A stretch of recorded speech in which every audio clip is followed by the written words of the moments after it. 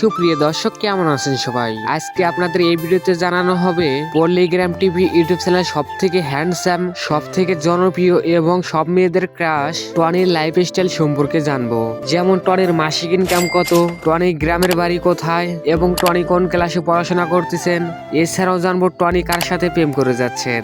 এছাড়াও টনির অজানা কিছু তথ্য সম্পর্কে এই ভিডিওতে আপনাদেরকে জানানো হবে, যা আপনারা অন্য কোনো ভিডিওতে জানতে পারেন নাই। সো বুঝতে পারছেন যে তাহলে আজকের ভিডিও কত গুরুত্বপূর্ণ হতে চলেছে। ভিডিওটি না কেটে পুরো ভিডিও দেখতে থাকুন। ভিডিওটি শুরু করার আগে আপনি যদি এই চ্যানেলে নতুন দর্শক হয়ে থাকেন তাহলে চ্যানেলটি সাবস্ক্রাইব করে সাথে থাকুন, কেননা আমরা এই চ্যানেলে পল্লিগ্রাম টিভি ইউটিউব চ্যানেলে সকল ধরনের আপডেট আমরা এই চ্যানেলে সবার আগে আপডেট দিয়ে থাকি। প্রথমে আমরা জেনে আসি টনির পরিচয় সম্পর্কে। টনির পুরো নাম হচ্ছেন টনি শেখ। তার ভক্তরা সবাই টনির নামে চিনে থাকে। টনির জন্মস্থান হচ্ছেন পশ্চিমবঙ্গে আজলামপুর জেলায়। টনির চোখের রং এবং চুলের রং কালো এবং গায়ের রং ফর্সা। টনির উচ্চতা রয়েছেন 5 ফুট 7 ইঞ্চি। টনির পরিবারে রয়েছেন মোট 4 জন সদস্য।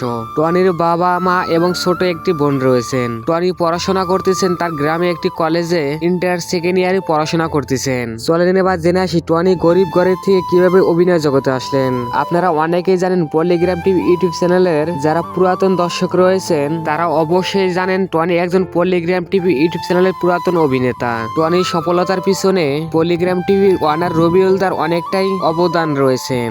এখন আমরা জেনে আছি টনির মাসিক ইনকাম সম্পর্কে। বন্ধুরা, আমরা অনেক রিসার্চ করার পর জানতে পারছি টনির মাসিক ইনকাম হচ্ছেন 50 থেকে 55 হাজার টাকা। একটাবার আপনি ভাবতে পারছেন টনির যে বয়সে খেলাধুলা করার বয়স, সে বয়সে কিন্তু টনি লক্ষ লক্ষ টাকা ইনকাম করে যাচ্ছেন। এবার আমরা জেনে আসি টনির গার্লফ্রেন্ড সম্পর্কে। বন্ধুরা, টনি এখন বর্তমানে সিঙ্গেল রয়েছেন। আপনারা যারা সিঙ্গেল মেয়ে আছেন তারা অবশ্যই টনিকে পটাতে পারেন। সো আজকের ভিডিও আপনাদের কাছে কেমন লাগলো অবশ্যই কিন্তু কমেন্ট বক্সে জানাতে ভুলবেন না। আজকের ভিডিওটা এই পর্যন্ত। এরপর কার লাইফস্টাইল ভিডিও দেখতে চান অবশ্যই কিন্তু কমেন্ট বক্সে জানাবেন।